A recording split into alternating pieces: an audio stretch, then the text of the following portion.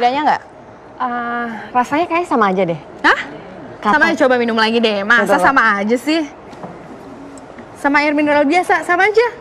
Ada manis-manisnya. Ada manis-manisnya? Oke, coba yang ini ya. Tukar sama punya aku. Mbak, mau coba nggak? Enggak ya? Dicoba ya? Oke, beda nggak? Iya ya, beda. Beda apanya nih? Kalau ini manis, kalau ini enggak. Oke, nih. Tapi beneran loh. Dia beneran nih ya? Iya. Oke, nih Uli ini baru aja mencoba beberapa macam jenis, beberapa macam air mineral. Nah, ada juga air mineral, ada lagi air alkali. Udah pada dengar belum? Ada yang tahu nggak di sini air alkali? Geleng-geleng. Booming loh padahal promonya. Ada yang tahu nggak? Ada yang tahu? Ada yang bilang bisa menyehatkan tubuh, rasanya ada manis-manis dikit katanya. Masa ada yang nggak tahu sih? Nggak tahu semuanya. Nah, makanya ini dia. Marilah kita saksikan liputan mengenai air alkali berikut ini. Air kesehatan atau yang biasa disebut air alkali, belakangan ini begitu populer di kalangan masyarakat Indonesia. Beberapa merek air alkali diolah melalui alat teknologi tinggi dari Jepang sehingga mencapai pH 8 hingga 9. Berbeda dengan pH air putih yang biasanya berkisar pada pH 7 atau netral. Air yang memiliki pH tinggi ini diklaim memiliki banyak manfaat kesehatan, seperti memperlambat proses penuaan, mengatur keseimbangan asam basa dalam tubuh, dan mencegah penyakit kronis seperti kanker. Namun benarkah demikian? Di samping itu, apakah air alkali aman dikonsumsi? Nah, itu dia nih air alkali. Apakah aman ya buat dikonsumsi? Betul. Tapi ini by the way tadi katanya air alkali. Gimana sih rasanya? Penonton di sini pernah nyoba? Ini nggak pernah katanya Mereka aja katanya pada nggak tahu ternyata air alkali ternyata ada ya. Pasti ingin tahu dong seperti apa air alkali itu. Nah, sudah ada di kita. Sekarang ya kita akan mengundang pakar kita. Langsung saja kita undang Dr. Wismandari Wisnu, spesialis penyakit dalam. Yeay. Dan satu lagi, ada Dr. Nusya, spesialis okupasi. Oke, Dr. Nusya, Dr. Wis, apa kabarnya? Halo Dr. Nusya. Nih, Dok. Iya. Kita bakal ngobrolin mengenai air alkali yang sekarang sedang booming di pasaran nih, Dok. Sebenarnya dibilangnya katanya bisa menyembuhkan penyakit kronis, bisa bikin sehat. Pokoknya bikin selain segar diminumnya bagus untuk kesehatan. Terus katanya Dok bisa membantu menurunkan berat badan loh. Padahal tadi kita nyobain kayaknya sama aja ya. Coba sekali lagi kita minum dulu. Aduh, saking ini ya, saking ininya. Tapi kalau misalnya menurut berat badan, saya kayak mau konsumsi deh. Karena wanita ya pengennya langsing. Tapi bener nggak, Dok? Nah, Dr. Wisma, sebetulnya alkali ini apa nih, Dok? Ya kalau lihat namanya, saya sendiri nggak pernah coba, lihat pun belum pernah. Tapi memang pasti pernah dengar karena cukup banyak orang-orang yang bercerita tentang apa sih air alkali tersebut gitu ya. Kalau dari namanya aja alkali, berarti suatu kita ngomongin soal air yang mengandung pH yang tinggi. Tapi mungkin pada bingung ya pH itu apa sih gitu. pH itu adalah merupakan suatu apa ya kita ngomongnya keasaman di dalam tubuh kita, di mana harusnya sih ya kita cari yang netral gitu loh, bukan cari yang alkali. Jadi kalau gitu tubuh kita ini sebetulnya pH-nya apa nih, Dok? Netral, apa cenderung asam atau basa? Kalau kita ngomongin tubuh kita sih sebenarnya ada bagian-bagian yang asam, ada bagian yang sedikit basah dan ada yang netral gitu. Jadi memang sudah diatur itu supaya keseimbangan tubuh kita itu mekanismenya berjalan dengan baik. Memang sudah diatur gitu. Ada bagian yang asam kayak lambung, lambung tuh asam sekali gitu, sangat asam. Nah ini juga mengenai tentang lambung ini nih, Dok. Lambung itu kan memang sudah diciptakan asam biasanya. Begitu diminumin air alkali, apakah malah mengganggu barier dari si lambungnya itu? Ya kalau kita bicara air alkali mungkin biar tahu dulu pH yang normal itu kan sekitar 7. Kalau air alkali itu katanya 9. Nah, ini Dok. Pas banget. Kayak gini.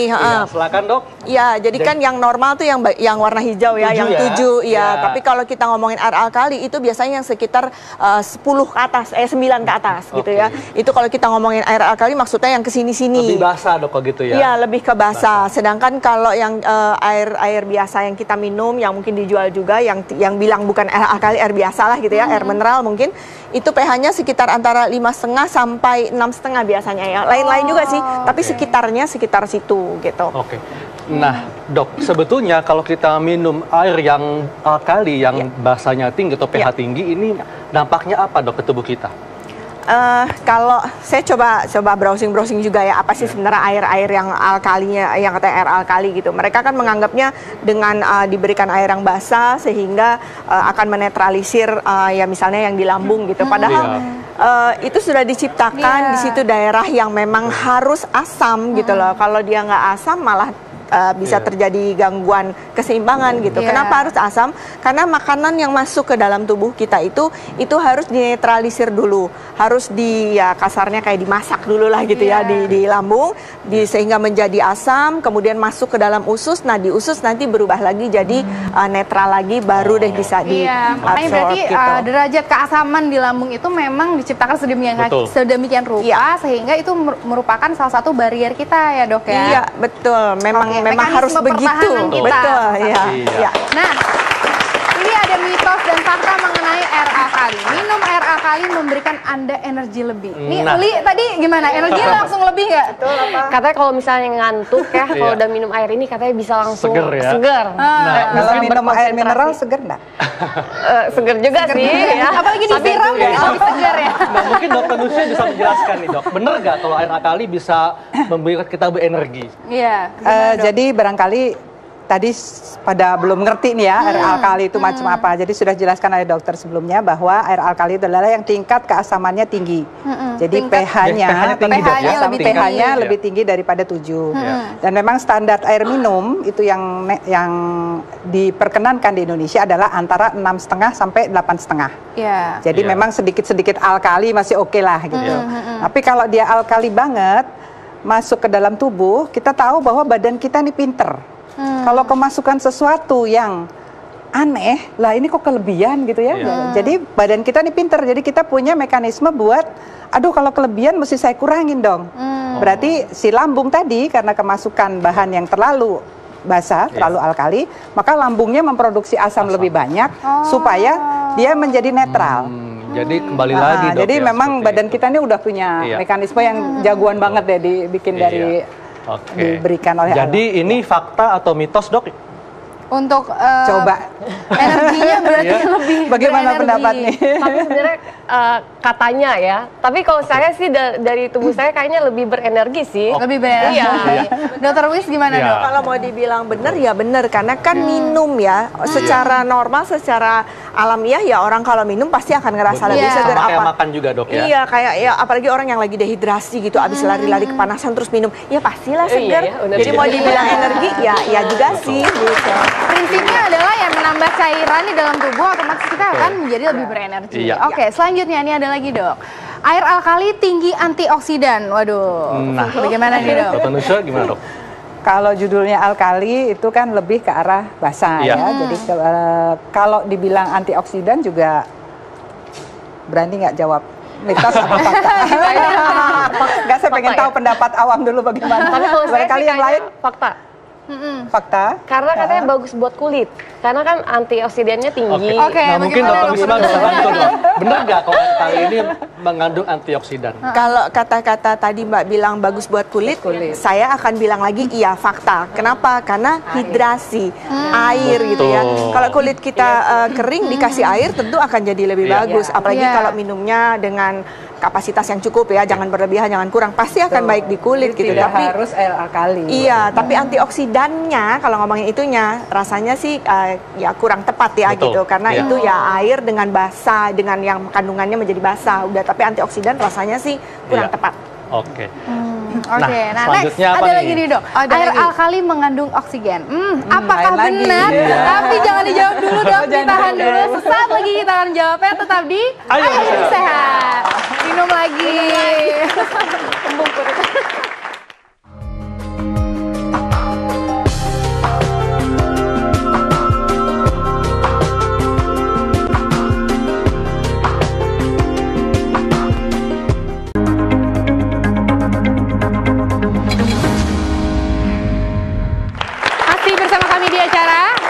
Hidup Sehat.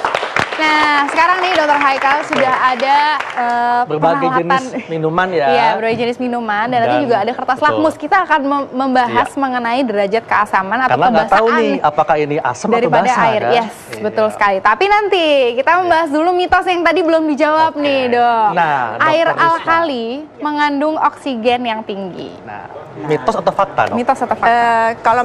Kalau itu pernyataannya cuma mengandung oksigen. Kalau pernyataannya seperti itu betul, semua air pasti mengandung oksigen. Karena semua air ya. Semua air ya, Dok ya. Semua air biasa itu mengandung oksigen. Ya, karena kalau mau ngomongin rumus kimianya kan ya memang ada oksigennya gitu kan, H2O. Jadi pasti akan mengandung oksigen. Tapi kalau dibilang oksigennya tinggi, saya belum pernah ngetes sendiri ya gitu. Tapi sih kalau ngelihat iklan-iklannya mereka sendiri tidak mengklaim bahwa kadar oksigennya tinggi. Karena kalau yang minuman dengan air oksigen yang mengandung tinggi itu lain lagi, ada lagi ntar. Oke.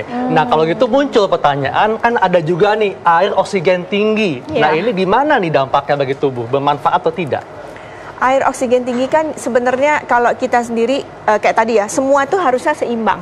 Apa-apa yang terlalu berlebihan juga tidak akan memberikan efek apa-apa ke tubuh kita. Karena tadi sudah dijelaskan, karena apapun yang masuk berlebihan akan dinetralisir juga oleh tubuh. Kalau kelebihan dibuang, bisa lewat paru-paru, bisa lewat ginjal, organ-organ yang memang fungsinya membuang hal-hal yang tidak diperlukan kalau kelebihan gitu. Oke, nah berbicara air nih Dok, air alkali atau juga air kesehatan, ada juga pertanyaan dari Facebook. Boleh kita lihat? Yuk. Ini dia.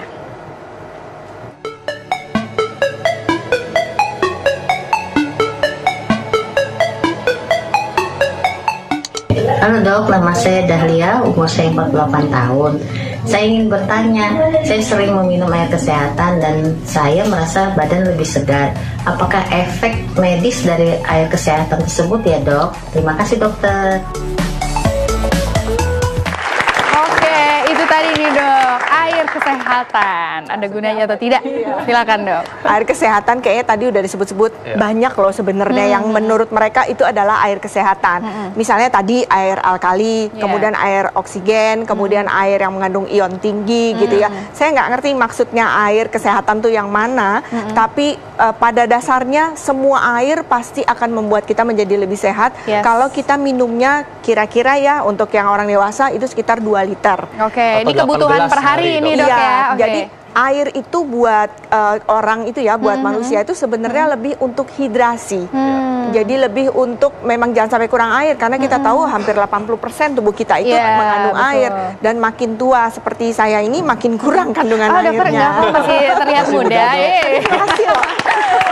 Mungkin dokter banyak minum air jadinya ya, jadi awet muda. Bisa juga. Ya, jadi sebenarnya untuk konsumsi air ini kita memang butuh 8 gelas atau 2 liter sehari ya. Kalau kita bagi 2 liter itu 8 gelas lah. Iya.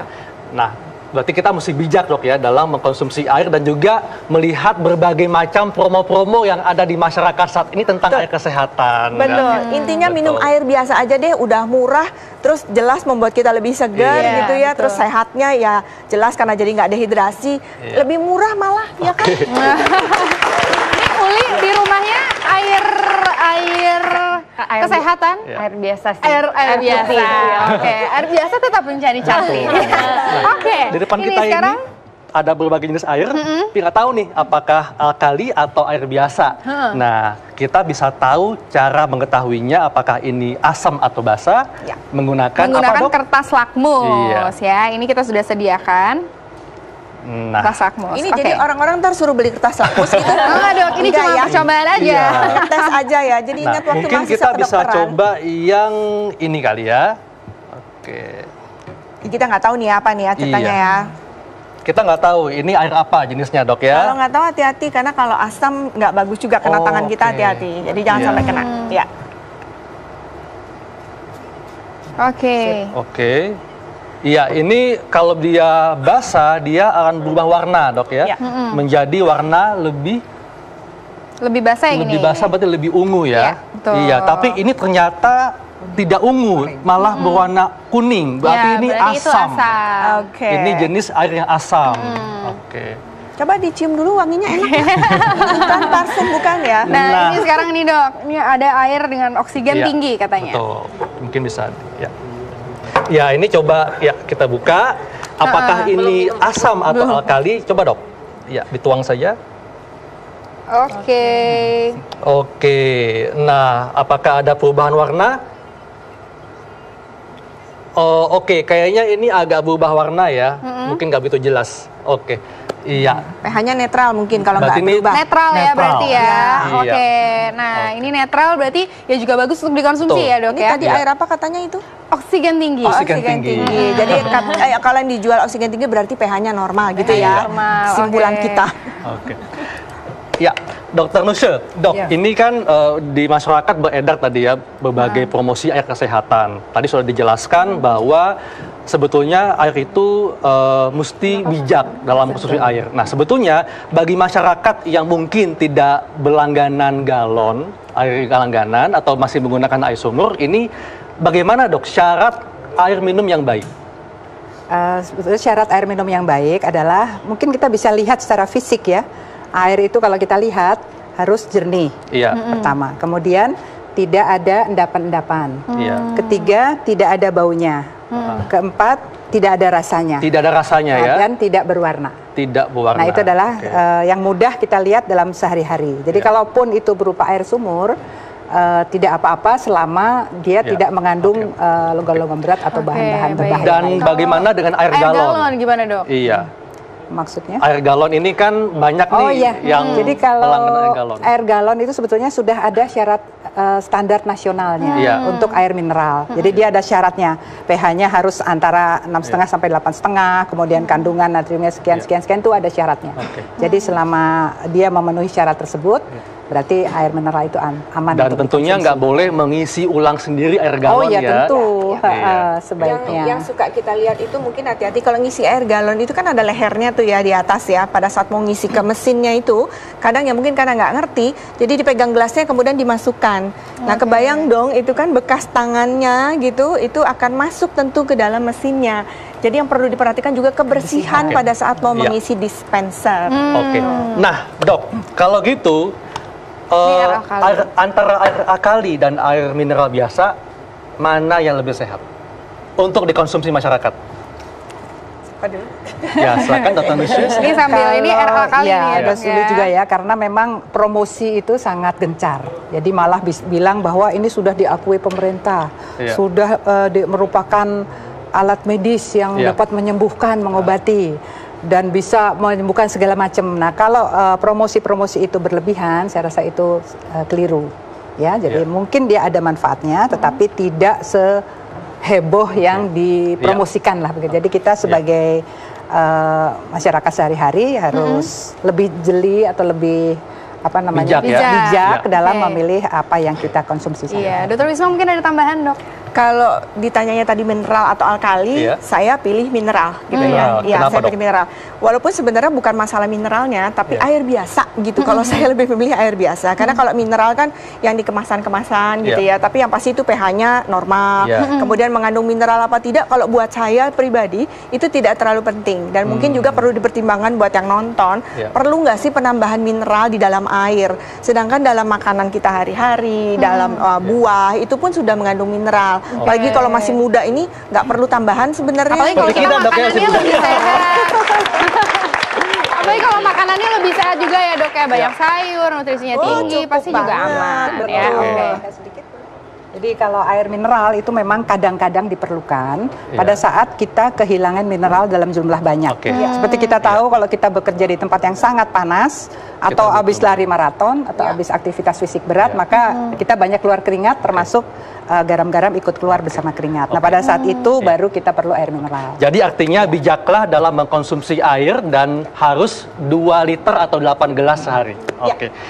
Dan satu lagi, jangan tertipu dengan promosi macam-macam tentang kesehatan mengenai air kali. Yang pasti pelajari dulu dan bijak dalam mengkonsumsi air minum. Iya, betul sekali. Terima kasih banyak Dokter Wis dan juga Dokter Nusya, terima kasih banyak.